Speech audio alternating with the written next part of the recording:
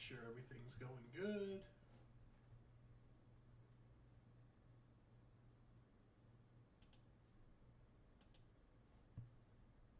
Cool.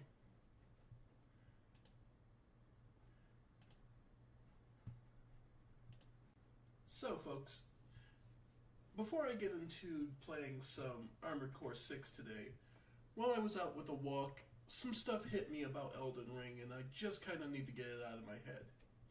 So, unfortunately, I'm back on my bullshit about Elden Ring. So, pardon me a few minutes while I bend your ear. Because one of the things I was looking at, well, to originally launch this entire situation, is me looking at the family tree of Marika and Radagon and how their children are.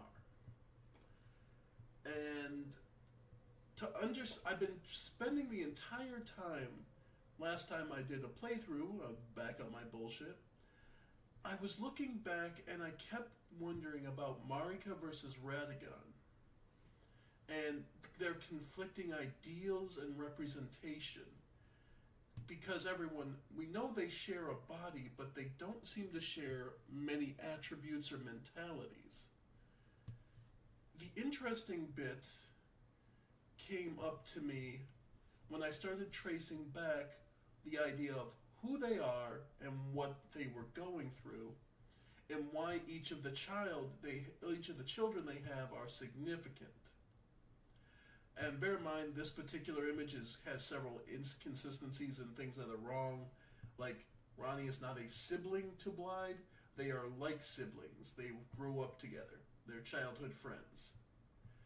I know, we'll get to that. But I wanted to trace back because it's one of the things where if you understand the situation someone's in leading up to something, it can be made more clear. And one of the ways I was thinking about it is, why does each child significant and what is the point of them? So, one thing I was thinking about heading back was like, okay, what was the world prior to Marika's and the Lomide Queen, the queen of the Black Flame of Destined Death? What was the world like before them? And there's not much, but there's enough information around the world that we're given a relatively good idea. By that, I'm talking about, of course, the map and the 3 underground cities, Noxtella, Nokron, and the unnamed one underneath the main city, underneath the city.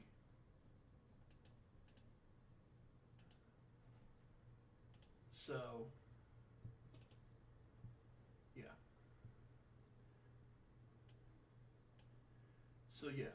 This one underneath Lanedale, there's the Forgotten City, the abandoned one. Now, this becomes important when we understand that all 3 cities were buried. This is due to their grand sin, as we learn from the blade of finger slaying, that it is capable of harming holy flesh. The fact of the matter is, and the Nox as a whole had a great attribute for an alchemic sort of science and magic. Thus, they created not only their cities, but these entire whole layers to it. Though, taking a look at the world that it was, there's actually something we forget about. These cities were above ground. These cities were buried. We are specifically told the Greater Will buried these cities underground. So, when we were still above ground, there's something to consider. They were the ruling parties at their time. But they were also named after the night. So, the Nox, more than likely, the cities were relatively low in the first place. But I wonder if part of it was because the only place we find the Sun Realm shield, the opposite, the day worshippers, would be crumbling Farum Azula. So maybe we're tracing back to where the sun in crumbling Farum was versus the great cities of Nox. So it was the Beastmen and their faith built cities around Placidusax's deity. Placidusax being the Dragon King of Red Lightning. However, and then the Nox, let's assume, because we know that there's also an unrepentant and an endless amount of white blood or white liquid trailing and falling into the underground caverns of the untold city, of the unnamed city. So what if, more than likely, this is where they managed to trap and kill Farum Azula's god, or at least what they worshipped as a god. They pinned it and managed to trap it here. And in doing so, created a lake, because we can see these tendrils on the map, these branches. We can't reach them, but we can see them. In addition, the other thing that we see is Godwyn the Golden in a malformed amalgamation of flesh bent together. We also know that this is home of where the Crucible Knights, and the key word there is crucible, something where things are melted and meshed together, like we see Godwyn, like we see all over with the undead melding flesh together. So I wonder, we keep calling, and we call Godwyn the Golden the Prince of Death. Not the king, the prince. So what if, by killing that god, the Nox created the King of Death, who resides in the shadow of the Erd Tree? Just a thought, just a thought. But then, we know that the cities were then buried underground, but the Nox survived that attack. Where, if I had to guess, that's where all the glintstone comes from, is the Greater Will using it basically as an attack on these areas, sinking these cities underground. But the Nox are resourceful enough; they create artificial skies and with magic, and continue to live, and manage to survive. However, the punishment of doing so causes several splintering factions to face. Estelle, starting with Estelle attacking the lost city and stealing its sky. Estelle manages to escape, and all the people left behind who survived the attack of Estelle decide to leave. This is where we start to get into our story. They go to the surface as they're no longer Nox. They can't stay, there's no more night sky, so they need to find somewhere new to live. They need to find somewhere else. And at this time, Langdale hasn't been built. So they wander further north and east, becoming the New Men. It's interesting because the only place you find Newman runes are with the giant ants down underground. We see no other sign of a species called the Newman. So, that would lead me to believe it's a bit of a misnomer and a joke or a cruel. They're just the new men who lived out here, where the giants ruled, worshipping their god of flame. And they eventually build. Let's see. They're the ones who eventually build the Ordina liturgical town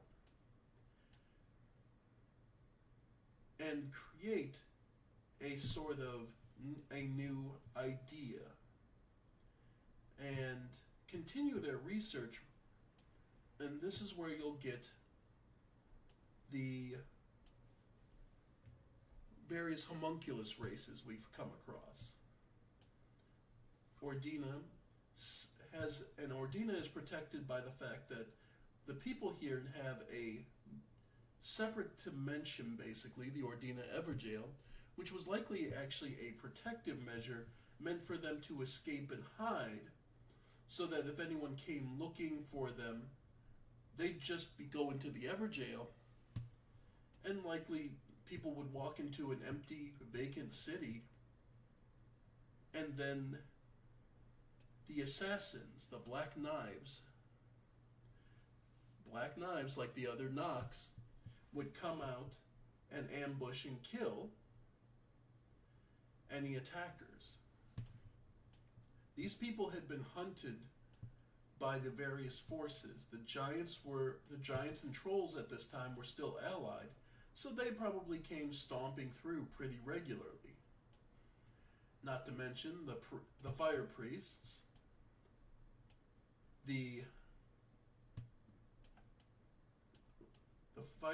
the giants, the Albinorks they created, and whom else am I thinking of? Oh gods, why am I forgetting their name? The Zamor. And of course, the Zamor from the south, the Three Finger Worshippers who fled here probably long afterwards. Liturgical, being a sort of religious construction, makes sense. This whole area was actually very active and very diverse, with various religious and wholesome and hold ideas. It allowed the Newman, the exiles from Nox, to come here. It's why the first church of Marika, why the first one is up here.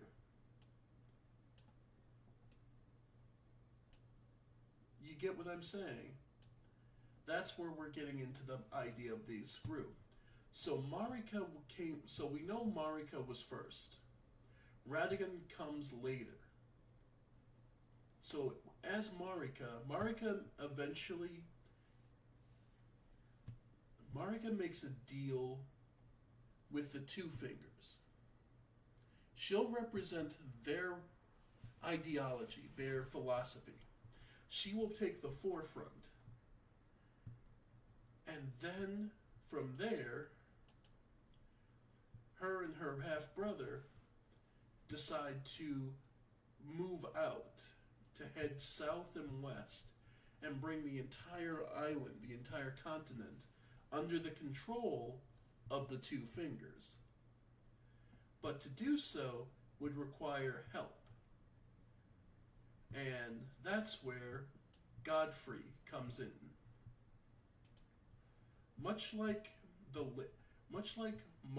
And this actually traces a march. I likely believe Melania and Mikula chose specifically because Godfrey was up here, or rather, Horalu was one of the many powerful warriors. Likely, if I had to guess, one of the giants, like half-breed, an underestimated warrior who was considered small for a giant, but still powerful and capable. And in so doing, the two of them fought with the giants, broke through Zamor, and eventually brought the Zamor under their control. It's the reason the Zamor are generally seen all wearing manacles of some kind. They were captured and enslaved. Along with the trolls, along with working with the trolls to would eventually betray the giants, allowing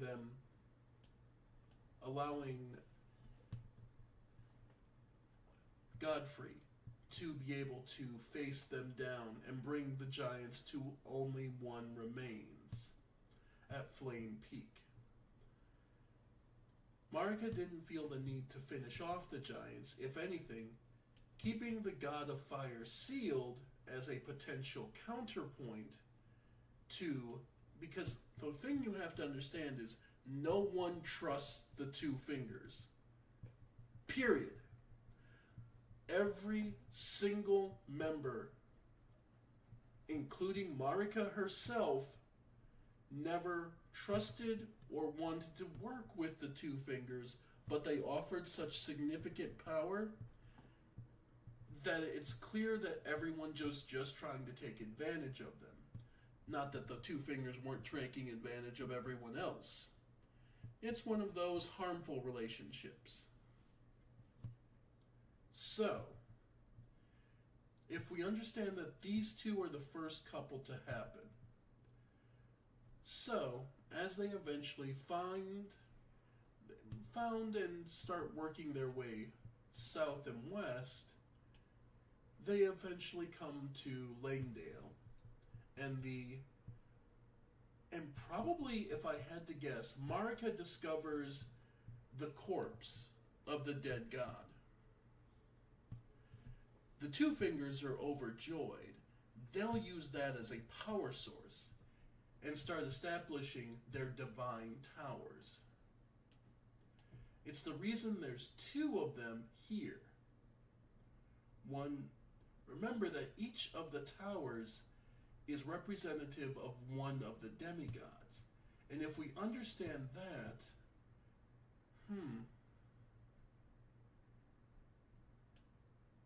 which probably means there's a third one.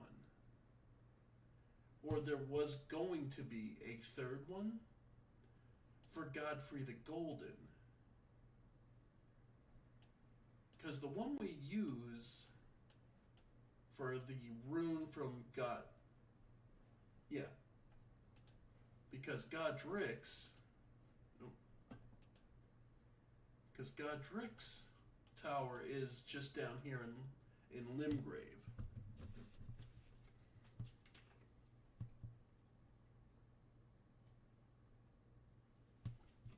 Actually,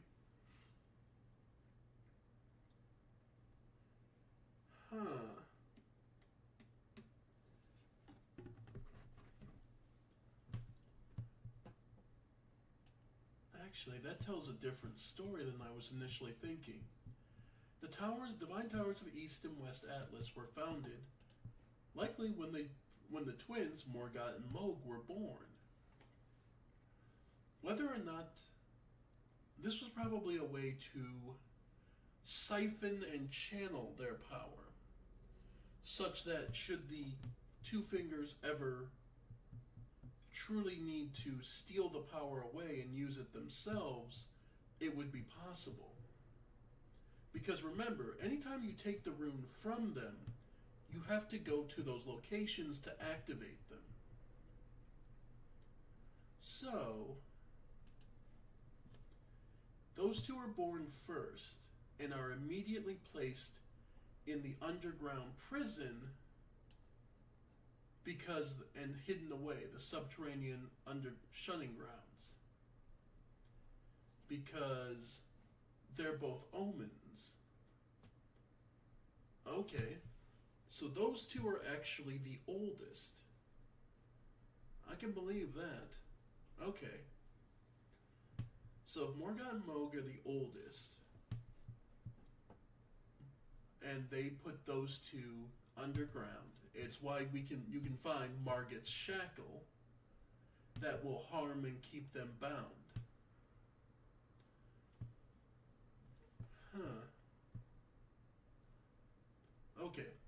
It was a method of control to keep those two from trying to rise up and claim the throne as would be their rights as the oldest. Godfrey didn't like it, but I can imagine Marika assuaging him that it's still a better and more kind fate than death, as would be expected. So then,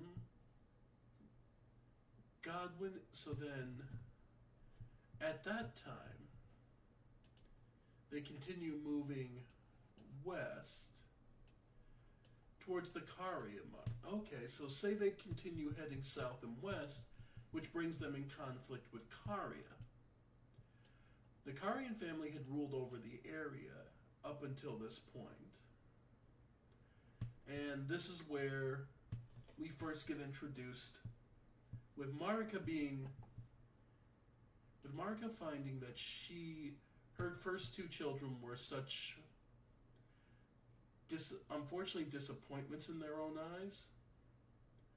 I imagine Marika then switched to Radagon persona.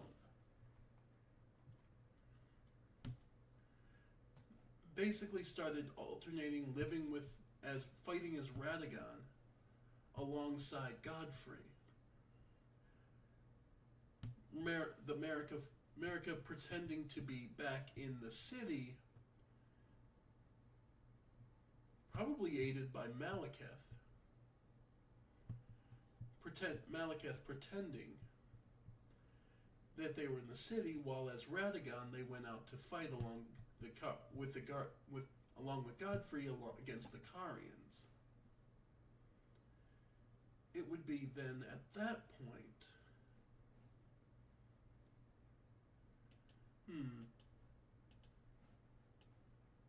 Eventually, then, the whole story with the Karians happens, with Radagon marrying Renala, allowing them to ally and continuing further down. During this point, the Academy of Raya Lucaria is likely founded to study all the glintstone that had been coming through. Upon reaching Stormvale Castle and the dimensions beyond, that's when Godfrey. That's probably about the time when Godwyn the Golden was born, starting to become a popular force. And we see Godfrey's final real big battle that we know of. We know that the last thing he really did was fight Stormvale Castle, defeating its lord in one-on-one combat.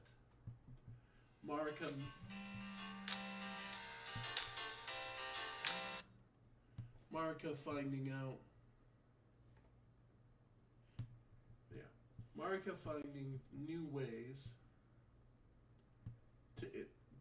Marika finding a way for him to sneak inside using Marika's mischief,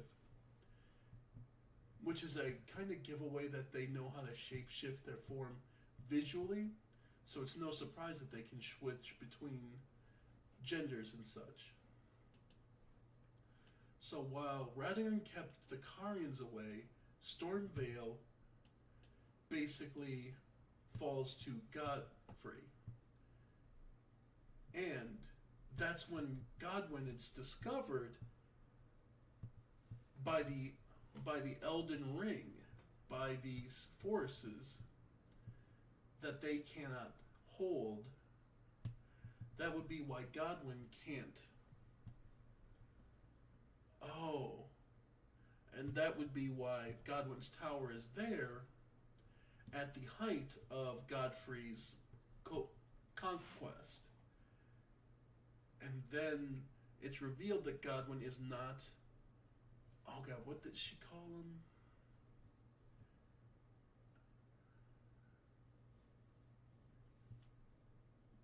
Oh man, crap! I completely. What's the actual term? I'm getting my terms. Ah, Empyrean. So an Imperium, which is an intended person to take over Marika to be a vessel for the power of the Elden Ring. Only Melania, Michaela, and Ronnie could claim that. Morgoth, Moog, and Godwin all cannot automatically are disqualified. Marika probably told the Elden Ring that it was Godfrey's fault that all their children were insufficient, passing on meaning which is where he loses the grace of gold and is banished. Marika does it, telling them it will save the lives of their 3 children if Godfrey just quietly leaves, allowing them to, along with the warriors who had kept by his side. Understanding and willing to sacrifice as much as this king and this man did. Like, make no mistake, Godfrey is an amazing character who is beyond self-sacrificing. Like, to act as Godfrey, Horalu took on a beast on his shoulder, injuring him at all times to keep his bloodlust in check. The man had resolve. So to see his children survive, Godfrey left peacefully without harming anyone.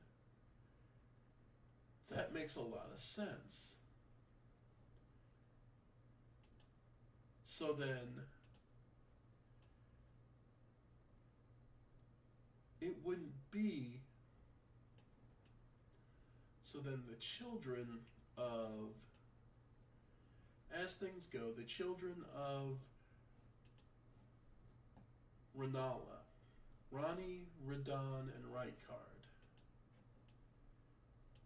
Ranni's tower is here in Liurnia, so we know that one.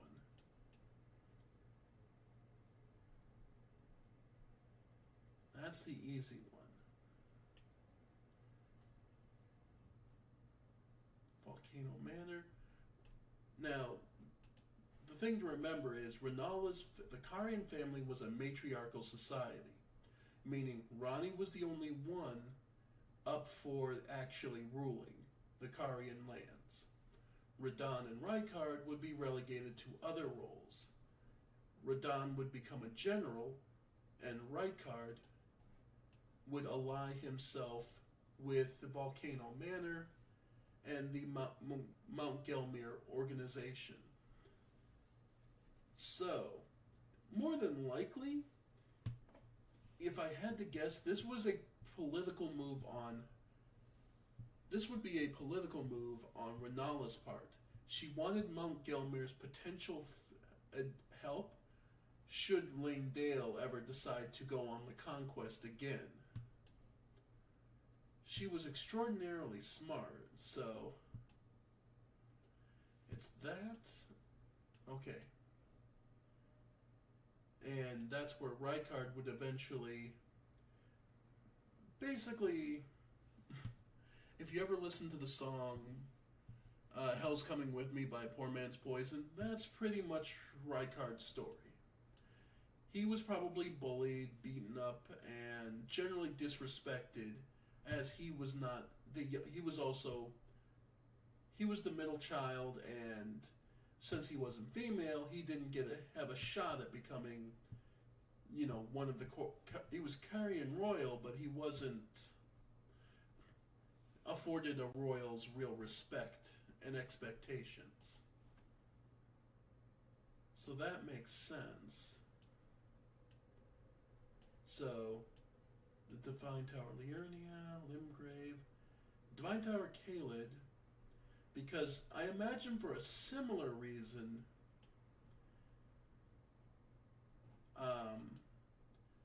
Radon would leave and head towards Celia, a town of sorcery. He would be, it's not a true banishment, let's say, so much as his own. He was seeking power to stand up to fate. Maybe it initially was an idea of another potential source of power that Renala seemed curious to do, to take advantage of, would be Celia's power, to learn their unique magics. So they dispatched so she dispatched Radon to learn. But Radon was always more of a soldier mentality, so this backfired a bit. And eventually, he became to love the land, so he learned to love Caelid so much that he sort of turned his back on. Yeah, it would make sense. He turned his back on Caria. I'm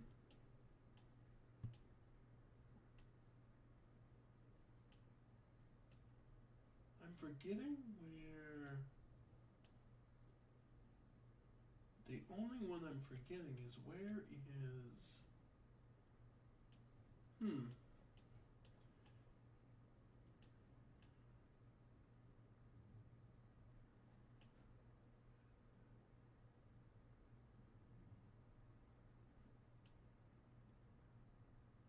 I'm truly trying to remember now.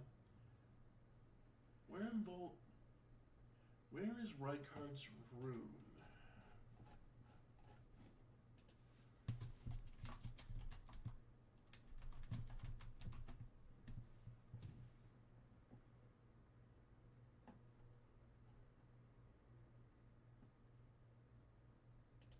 Rykard's great room.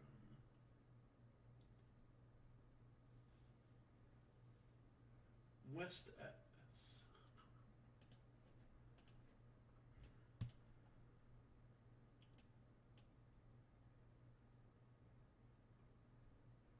West Atlas. Okay. Okay, so his is actually West Atlas. Oh. Okay, so if we look at the march and we look at the way that the order the towers were built in, likely built in, based on their construction locations. So the East Atlas would likely mean. Alright, great runes. So.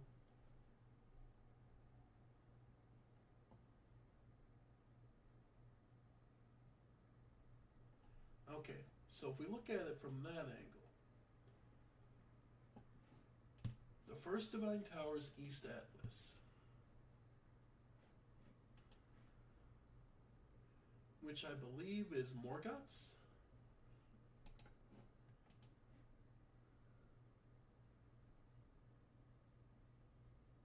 Yeah, East Atlas. So Morgoth, Mogs.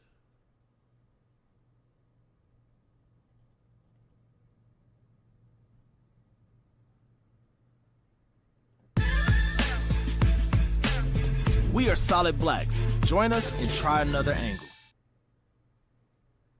Strong's power is in appropriate East Atlas.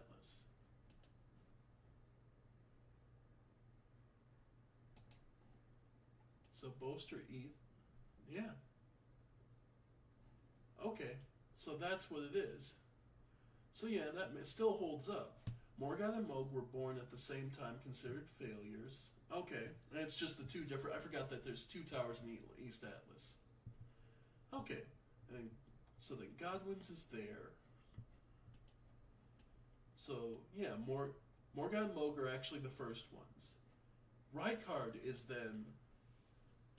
Okay, so if Rykard's born then, that changes not too much, but it makes sense. Because if Rykard's the one born, that would go a long way to explaining his complex of being older than Rani and Radon, but overlooked because the Carian royal family is a matriarch. It's a matriarchy, So he never had a chance. Makes sense. Then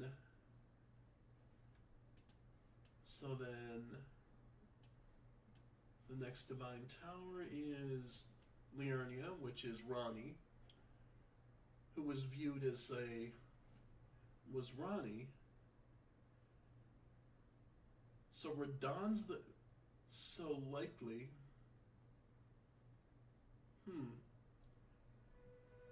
Okay, we can assume that the Halig tree itself acts as Michaela's,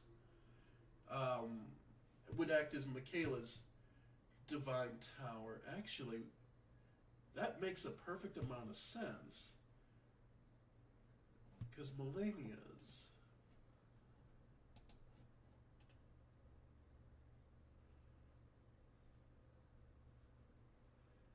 Isolated, yep. Yeah. Yep, the isolated tower. And hang on, how do you access?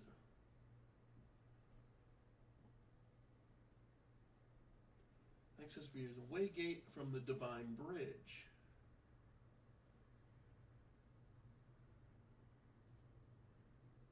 Be reached via teleportation and the Tower of Return.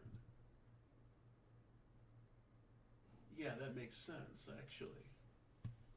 So the isolated tower and Halig tree. Oh, that actually works really well. Because those two were both built likely separate after the fact. So yeah, the absolute babies are probably Melna, Melania, and Michaela.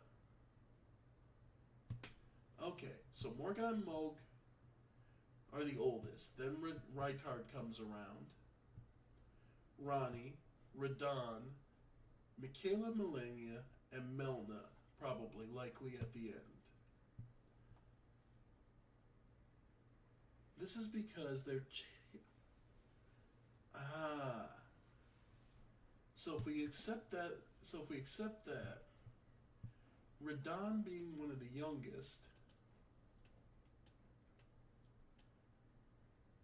Yeah.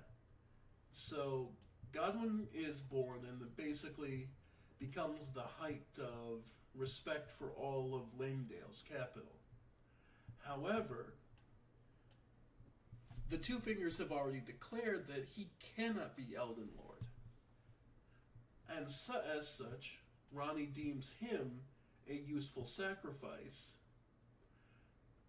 or Godwyn at least a useful sacrifice, because his role can still be played by likely the children he leaves behind, such as Godric and Godefroy's, perhaps their parents or some capacity of that. Yeah. Then, as Radahn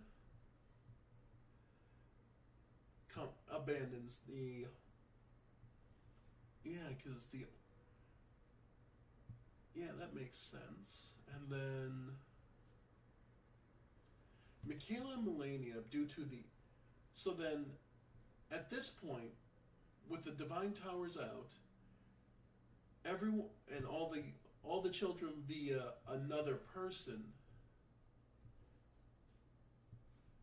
have been tried and have proven all to be insufficient. Ranni has no interest.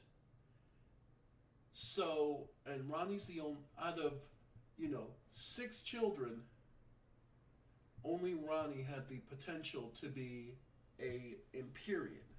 The potential to channel the gods, to replace Marika.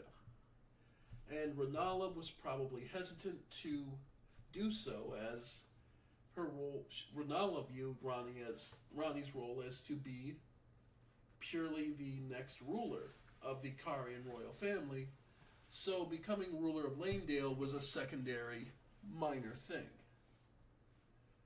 So then the Two Fingers schemed to have Marika and Radagon somehow split pieces off of themselves. The Elden Ring. We know she shattered it. But what if getting the idea was only from taking pieces of themselves, of Marika and Radigan, and breaking them off into the twins, Mel and Melina. So, for example, because we know that each of them has some problems. Melina burned to death at birth, so she doesn't have a physical form. She has that spirit body she follows us around with mostly. We can summon her exactly once at the base of the Erd Tree where she's at her strongest, likely where her body remains. Mikola and Melania both channeled unchanging and then constant change in Rot. So much so, Melania produced children of her own ability, splitting herself, becoming Millicent, Amy, Mary, Maureen, and Pollyanna. Likely she didn't even realize she did so. If I had to guess, these are the end result of her flowering, of her god power bursting out after she gets into that fight with Radon. Mikola, wanting a place to channel their power to the strongest point they could, probably fused their divine tower into the Halig Tree to try and create it. To create the Halig Tree, a sanctum that they would support, hopefully in the same aspect of the Erd Tree would. They were just trying to create their own Erd Tree somewhere away. Yeah, it's the reason it's called Elphael, Brace of the Halig Tree, which is supposed to be their Erd Tree. And they were using the city as a physical brace to prop it up so it would grow properly. But unfortunately, the tree only grew as big as it did, and everything kind of fell apart. But that's where we start getting into the history of the war and the shattering of the Elden Ring. But I wanted to go over the basics of what the world's initial setting is, because I wanted to get this out of my head, just so I completely had this clear in myself of, well, this happened, this happened, this happened, and maybe reference it later on. Either way, it makes sense to me. So yeah. So, if you want an order of children, Morgott and Moog were the first two. Then Rykard. Ronnie was likely born then. I imagine Godwin, then Radon, Mikola, Melania, and then Melina was the last straw. Or likely was Marika's act of spite after they were betrayed by the Elden Beast. If I had to guess, Marika did the one thing to a child that they could to prevent them from being touched by the Erd Tree's influence. By that, I mean, there's a reason she has the 3 fingers tattooed over one eye. If I had to guess, more than likely, Melina's purpose and the reason she was burned is because she was given to the 3 fingers as a sacrifice to free her of the Erd Tree's control, such that she could choose to resist and find a way to free Marika. Because in the end, that is her ultimate goal. And the only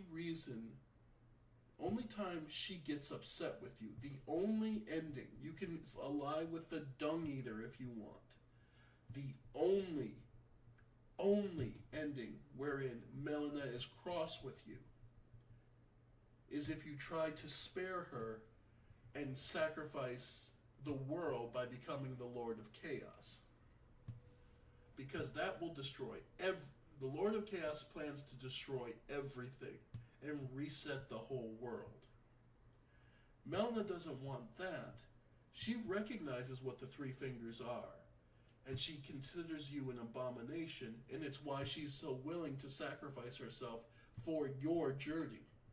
So long as you become Elden Lord and continue the line, Marika will be freed from her torment and her punishment from the Elden Beast.